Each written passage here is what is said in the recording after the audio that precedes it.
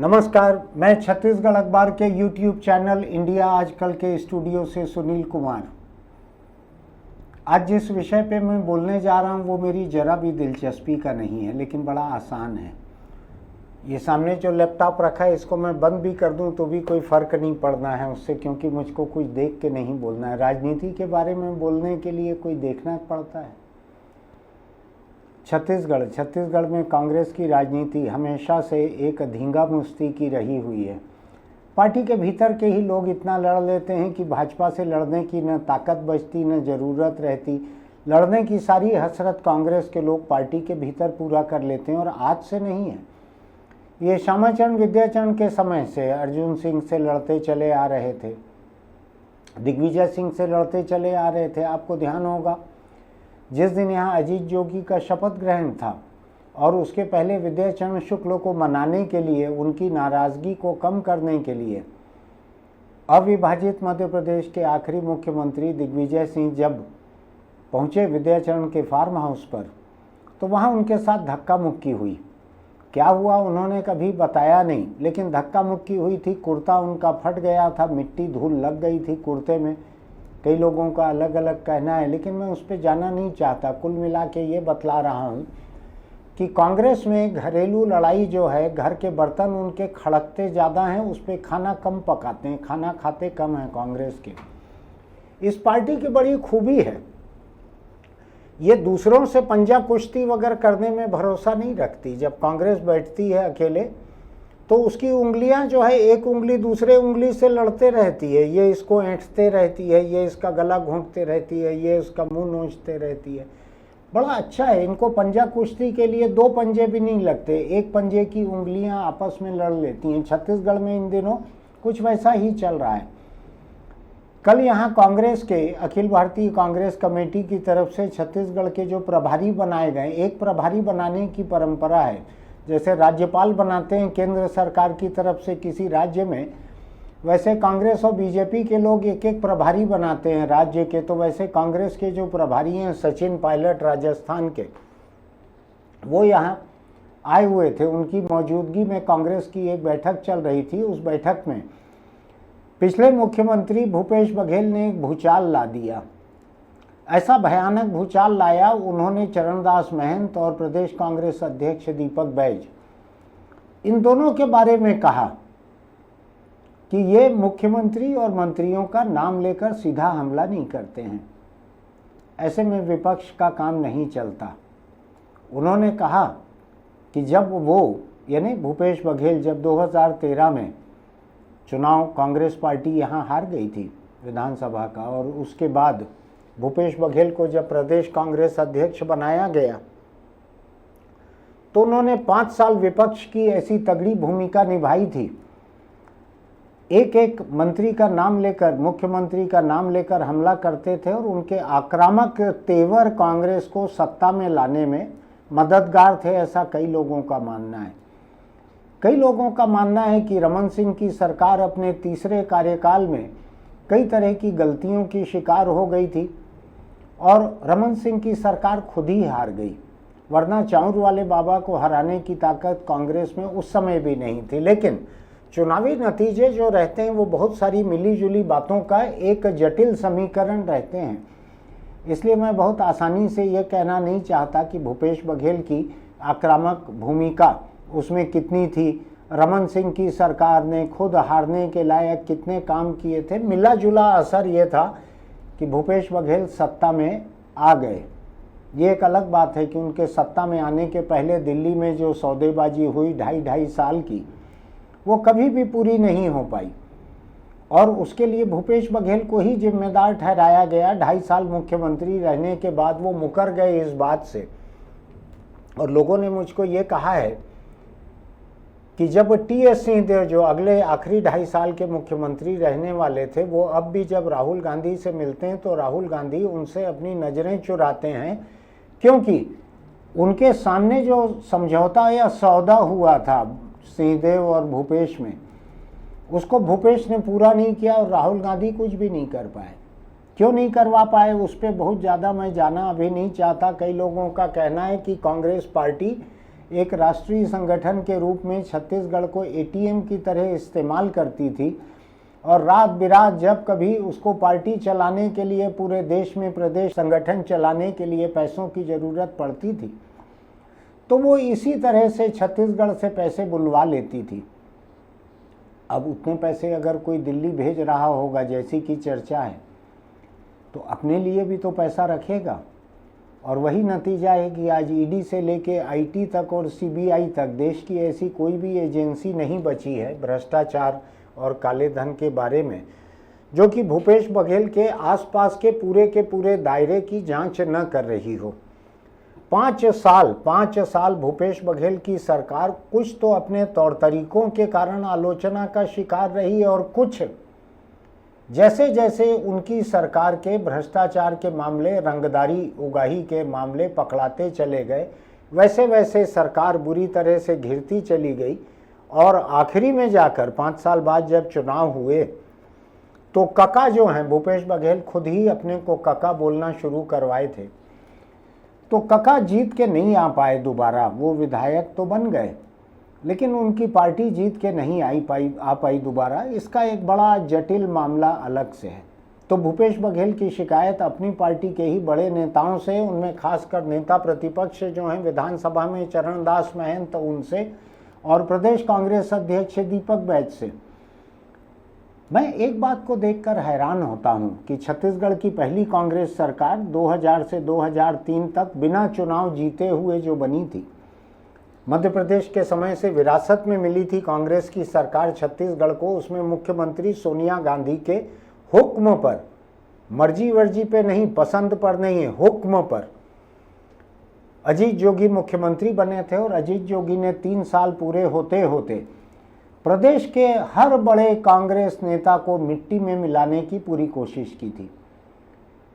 उनको भाजपा के नेता तो चल जाते थे लेकिन कांग्रेस के नेताओं को वो जरा भी बर्दाश्त नहीं कर पाते थे। अजीत जोगी फूटी आंखों उनको नहीं सुहाते थे। कांग्रेस के कोई नेता आंखों की किरकिरी की तरह लगते थे उनको लगता था कि उनकी सरकार तो वापस आने ही वाली है 2003 के चुनाव में, और ये कोई भी बड़े नेता अगर जीत कर आएंगे तो वो एक प्रतिद्वंदी की तरह सामने रहेंगे मैदान में। इसलिए जोगी ने कोशिश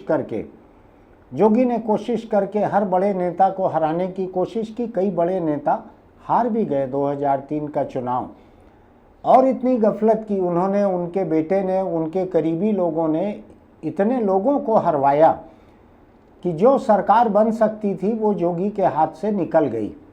खैर वो एक लंबा किस्सा है।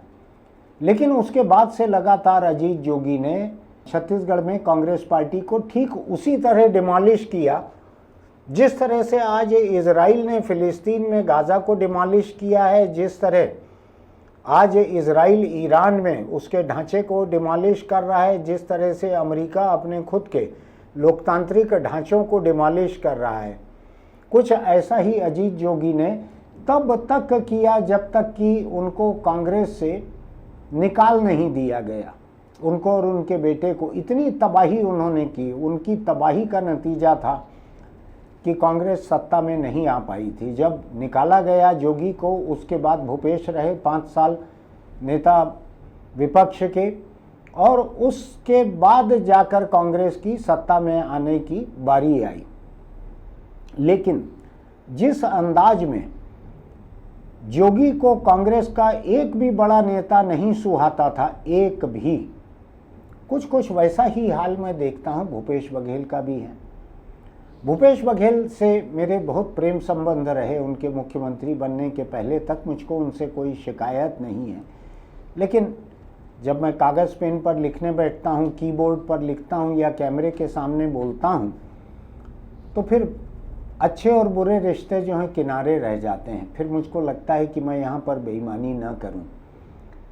तो मैंने देखा कि भूपेश बघेल ने कांग्रेस का अध्यक्ष रहते हुए तो फिर भी आसपास के नेताओं को थोड़ा बहुत बर्दाश्त कर लिया हो तो कर लिया हो, क्योंकि विपक्ष था और वो प्रदेश के अध्यक्ष थे, उनकी मनमर्जी चलती थी। लेकिन मुख्यमंत्री बनने के बाद 5 बरस में भूपेश बघेल ने कांग्रेस के भीतर के अपने एक प्रतिद्वंदी को जिस तरह से निपटाया, ताम्रध्वज साहू गृह मंत्री रहते हुए भी अपने गृह तक सीमित रह गए थे। एक थानेदार का तबादला भी नहीं करवा सकते थे, उनको पुलिस रिपोर्ट भी नहीं करती थी। जिस तरह से टीएस सिंहदेव को कदम कदम पे बेइज्जत किया गया, उन्होंने तो सरगुजा के कांग्रेस के एक सम्मेलन में कह भी दिया था कि कलेक्टर और तहसीलदार तक उनकी बात नहीं सुनते हैं। अपने अपमान की बात वो बार बार बतलाते थे, बार बार बताते थे कि किस तरह से भूपेश बघेल का सेक्रेटेरिएट राज करता है, उनका अपने विभाग से कोई लेना देना नहीं है, उनका कोई बस नहीं चलता। और आखिरी में आपको ध्यान होगा कि टीएस सिंहदेव ने पंचायत विभाग जो उनके पास था, पंचायत और ग्रामीण विकास विभाग, उसको छोड़ भी दिया था, क्योंकि भूपेश बघेल ने जो पीएम आवास के जो मकान बनने थे उसके लिए पैसा सेंक्शन ही नहीं किया था और लोगों की नाराजगी थी। चुनाव हारने की भी एक वजह थी वो। भूपेश बघेल ने चरणदास महंत को इस कदर नीचा दिखाने की कोशिश की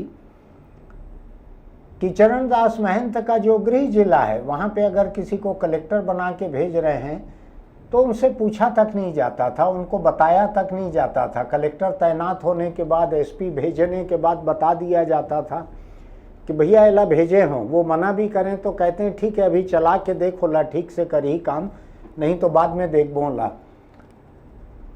उनके कहे हुए जो डीएमएफ, अभी कुख्यात डीएमएफ है, जिसमें कलेक्टरों के मार्फत सैकड़ों करोड़ रुपयों का घोटाला हुआ और जिसमें बड़े बड़े आईएएस अफसर प्रदेश के या तो जेल जा चुके हैं या जेल अभी जाना उनका बाकी है। सैकड़ों करोड़ रुपया का डीएमएफ घोटाला। वो नेताओं के कहे भी कुछ कुछ लोगों को काम मिल जाता था। महंत के कहे किसी को एक ढेला काम नहीं मिला था 5 साल में। वो केवल अपमानित होते थे, अपने कुछ कार्यकर्ताओं के नाम की सिफारिश करते थे तो भी उनको कोई काम नहीं मिलता था। वो विधानसभा अध्यक्ष जरूर थे लेकिन अपमानित थे, प्रताड़ित थे, उपेक्षित थे, हाशिए पर थे। तो भूपेश बघेल ने अपने टक्कर के एक भी नेता को बराबरी से नहीं आने दिया। ये उनका मिजाज 5 साल के मुख्यमंत्री का था।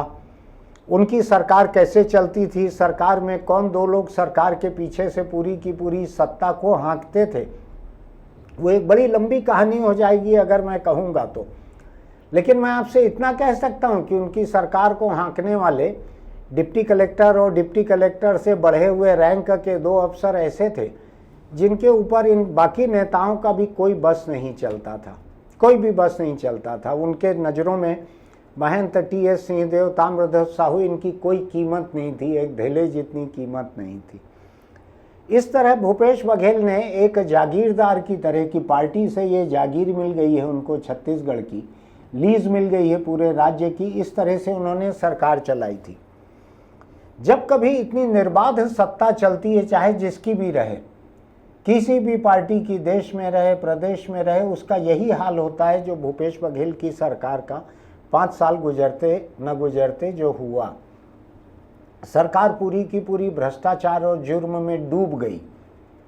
मैं एकदम साफ साफ कह रहा हूँ, मुझको ईडी और आईटी के सबूतों की ज़रूरत नहीं है।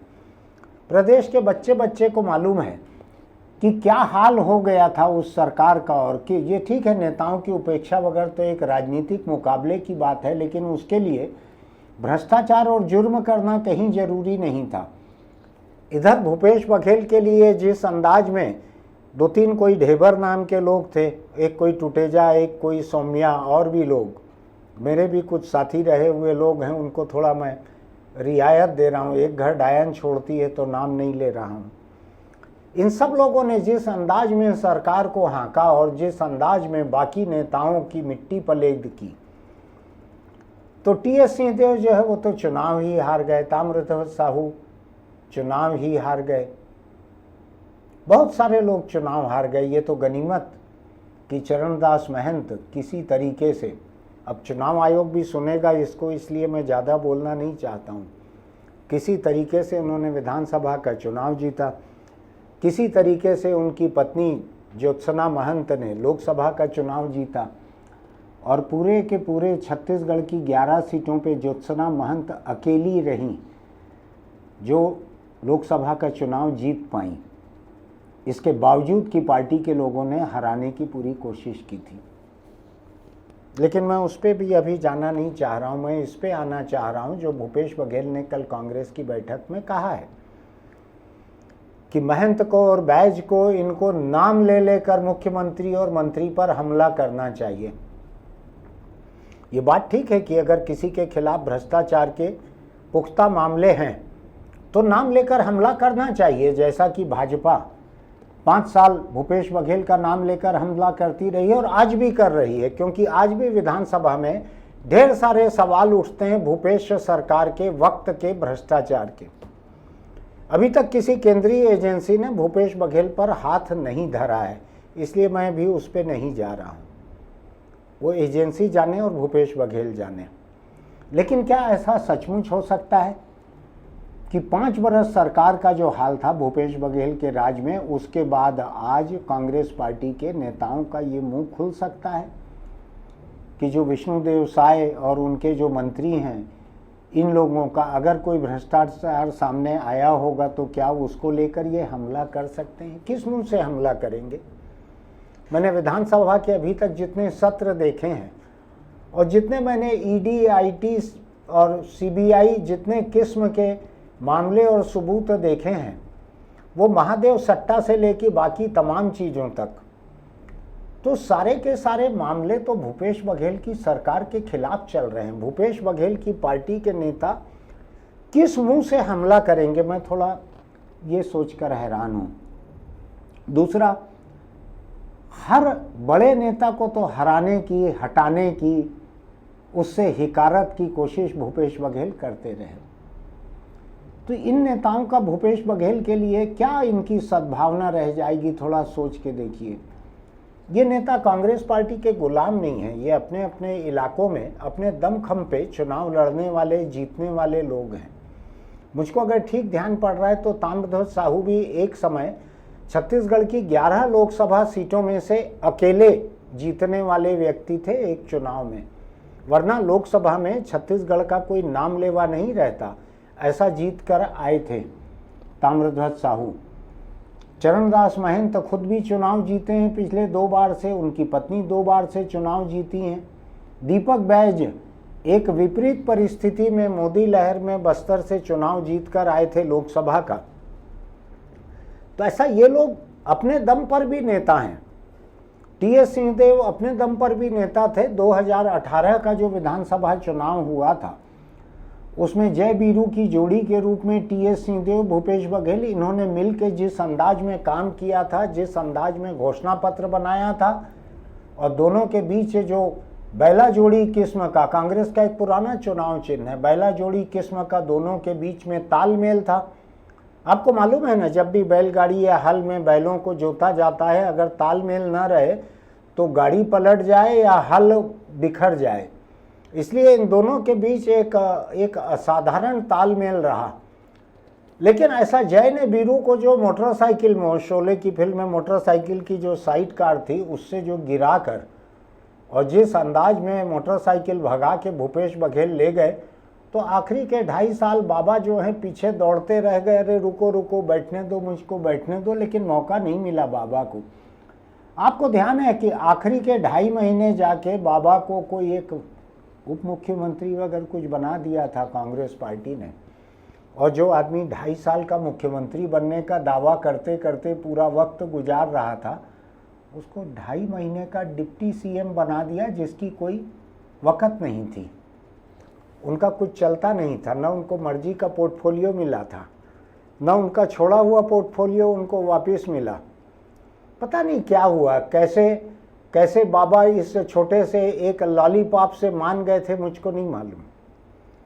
लेकिन 5 साल के उस बर्ताव के बाद भी कल बाबा खड़े हो गए भूपेश बघेल को बचाने के लिए, और उन्होंने जो महंत पिछले 1.5 साल से बाबा को प्रदेश कांग्रेस अध्यक्ष बनाने में लगे हुए हैं, सबको मालूम है ये बात, it is an open secret. उस महंत के खिलाफ जाती हुई एक बात बाबा ने कही। उन्होंने कहा कि मैं और भूपेश भाई जिस समय हम थे नेता प्रतिपक्ष और ये हम मंत्रियों का और मुख्यमंत्री का नाम लेके हमला करते थे, इस तरह से उन्होंने भूपेश बघेल की बात की हामी में हाँ में हाँ भर दी उन्होंने बाबा ने। पता नहीं उन्होंने ऐसा क्यों किया। कुछ लोग कहते हैं कि जब बाबा बोलना शुरू करते हैं तो उनका अपने आप के ऊपर काबू नहीं रहता, वो अपना भला बुरा सोचे बिना बोलते चले जाते हैं। मुझको नहीं मालूम ऐसा है कि नहीं। फिलहाल सचिन पायलट यहाँ पर बैठक ले रहे थे, उसमें भूपेश बघेल ने नेता प्रतिपक्ष चरणदास महंत और प्रदेश कांग्रेस अध्यक्ष दीपक बैज इनको फटकारा। एक किस्म से इनके ऊपर हमला किया कि मुख्यमंत्री और मंत्रियों का नाम लेकर हमला करने के बिना काम नहीं चलेगा।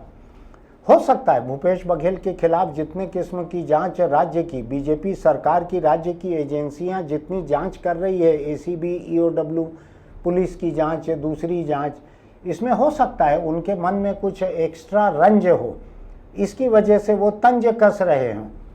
लेकिन मैं एक बात को लेकर थोड़ा हैरान होता हूँ। अगर भूपेश बघेल के पास निजी वजहें हैं पिछले 5 साल की जांच पड़ताल की, मुकदमेबाजी की, उनके सारे के सारे लोग तो जेल जमानत ऐसा ही चल रहा है,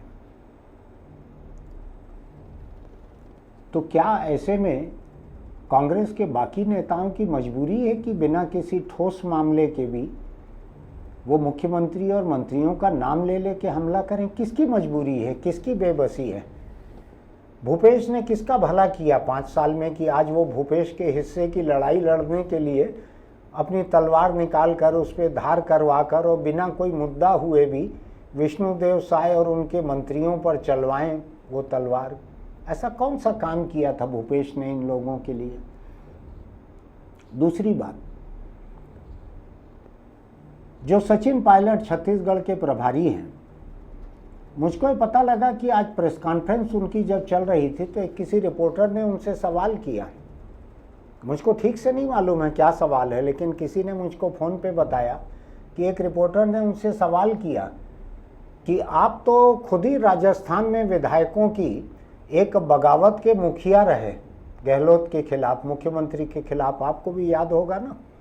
सचिन पायलट विधायकों को लेके हरियाणा वगैरह के किसी रिसॉर्ट में पड़े हुए थे, अपनी ही पार्टी की सरकार पलटने के लिए, अपने ही मुख्यमंत्री को हटाने के लिए।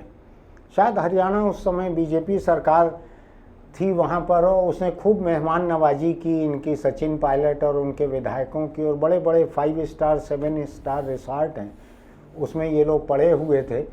फिर मैंने एक बड़ी रद्दी सी अफवाह सुनी थी, लेकिन उसका राजनीति में तो बहुत सारी अफवाहों की जगह रहती है, तो बतला दूं कि छत्तीसगढ़ नाम के एटीएम से पैसा बुलवाया गया दिल्ली। सचिन पायलट के साथ वहाँ बसे हुए थे अपनी ही सरकार के मुख्यमंत्री के खिलाफ। उसमें से कुछ विधायकों को कांग्रेस ने खरीदा और खरीद के राजस्थान की अपनी सरकार बचाई, और सचिन पायलट को मुंह की खानी पड़ी गहलोत के मुकाबले। अब हिंदुस्तान के इतिहास में कांग्रेस विधायकों की एक सबसे बड़ी बगावत करवाने वाले सचिन पायलट, एक दूसरा कांग्रेस हाईकमान के खिलाफ सबसे बड़ी बगावत करने वाले भूपेश बघेल। आपको ध्यान है ना, बाबा को जब 2.5 साल में मुख्यमंत्री बनाने की बात चल रही थी तो किस तरह से सूरज के नाम वाले, एक क्या नाम था उसका, भूल रहा हूं मैं, क्या नाम था उसका, कुछ सूर्यकांत वगैरह नाम था, सूर्यकांत था, कुछ सूर्यकांत तिवारी ऐसा कुछ नाम था। वो भूपेश बघेल की तरफ से वो विधायकों के रेवड़ को ले जाते थे दिल्ली, उनसे पंजा निशान लगवा लेते। पंजा है ना, वो कोई कांग्रेस का पंजा निशान नहीं, भेड़ जैसे अपने खुर का पंजे का निशान कागज में लगाती है ना, ऐसे लगा के कागज देते थे कांग्रेस हाईकमान को कि टीएस सिंहदेव हमको मंजूर नहीं रहेंगे, भूपेश बघेल को हटाया ना जाए, नहीं तो ऐसा हो जाएगा वैसा हो जाएगा। एक बार तो भूपेश बघेल के भेजे हुए विधायक एआईसीसी में, कांग्रेस मुख्यालय में इस तरह डेरा डालकर बैठे थे कि कांग्रेस के उस समय 2 नंबर के सबसे ताकतवर व्यक्ति वेणुगोपाल, वो अपने ऑफिस ही नहीं आ पाए, कोई नहीं आए ऑफिस। ये लोग जाने वाले थे वेणुगोपाल के घर या राहुल के घर या जाने किसके घर, तो कहा गया कि इनको वापस ले जाओ, छत्तीसगढ़ वापस ले जाओ विधायकों को। तो यही गडेरिया जो अभी जेल में था बहुत समय से, अभी छूटा है कि नहीं मुझको पता नहीं है, यही उन विधायकों को हाँक कर फिर यहाँ लेकर आया था। तो मेरे लिए थोड़ा ये बड़ा दिलचस्प मौका है राजनीति का कि राजस्थान कांग्रेस के इतिहास का सबसे बड़ा बागी सचिन पायलट और उसके मौजूद में छत्तीसगढ़ कांग्रेस का सबसे बड़ा बागी भूपेश बघेल, ये दोनों बैठे हैं वहां पे और महंत और बैज पे हमला कर रहे हैं।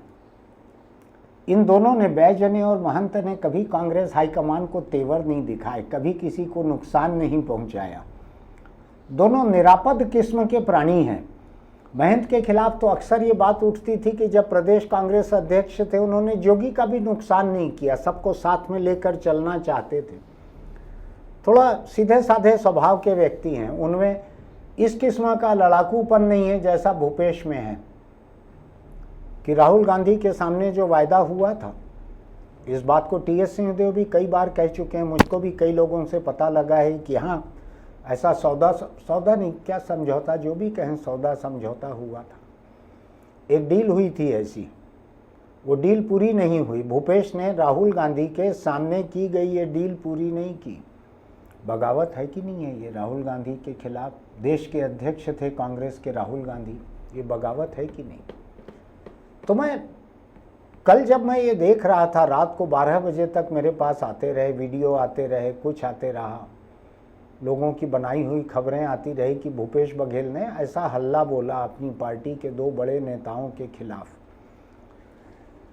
तो मुझको लगा कि एक तरफ पायलट, एक तरफ भूपेश, दोनों एक ही मिजाज के हैं।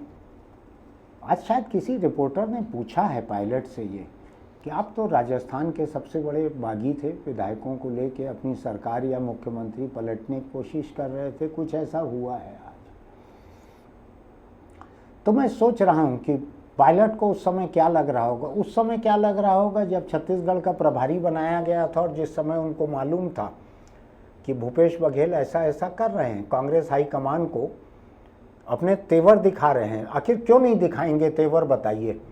मैं अगर किसी पार्टी का खर्चा चलाऊंगा वहाँ दिल्ली का, अपनी बदनामी झेल के, अपने लोगों को जेल भेजकर भी खर्चा चलाऊंगा, मेरे लोगों ने क्या रखा है वो एक अलग बात है कि रानू साहू का 70 करोड़, राम गोपाल का 52 करोड़, सूर्यकांत का 35 करोड़, सौम्या का कितना 30-35 करोड़, मैं नहीं जानता ये पैसा कहाँ से आया है। लेकिन मैं अगर भूपेश बघेल रहता तो मुझको ये भी लगता कि पैसा बुलाने के मामले में तो तुम दिल्ली रोज पैसा बुलाते हो, अब 2.5 साल बाद हटाने की उस बात को भूल क्यों नहीं जाते? वैसे ही पायलट को लगता होगा जो राजस्थान में उन्होंने किया था। तो कल ये दोनों लोग एक कमरे में थे और हमला बोला जा रहा था महंत और बैज पर, जिन्होंने किसी को आंख नहीं दिखाई, जिन्होंने किसी से गुंडागर्दी नहीं की, जिन्होंने किसी को तेवर नहीं दिखाए, नुकसान नहीं किया। तो मैं सोच रहा था कि सचिन पायलट बैठकर सुन रहे हैं, भूपेश बघेल हमला कर रहे हैं, कह रहे हैं कि मुख्यमंत्री और मंत्री बीजेपी के इनके ऊपर नाम लेकर हमला करो, और हमला खुद कर रहे थे अपनी पार्टी के 2 नेताओं के ऊपर जो सीधे साधे हैं, जिनके बारे में पूरे प्रदेश को मालूम है कि ये किसी का नुकसान नहीं करते हैं। क्या लगा होगा सचिन पायलट को, जाके क्या रिपोर्ट देंगे दिल्ली में, अगर ये लोग कोई रिपोर्ट देते होंगे तो? मैंने केवल चीज़ों को एक संदर्भ में आपके सामने रखा है।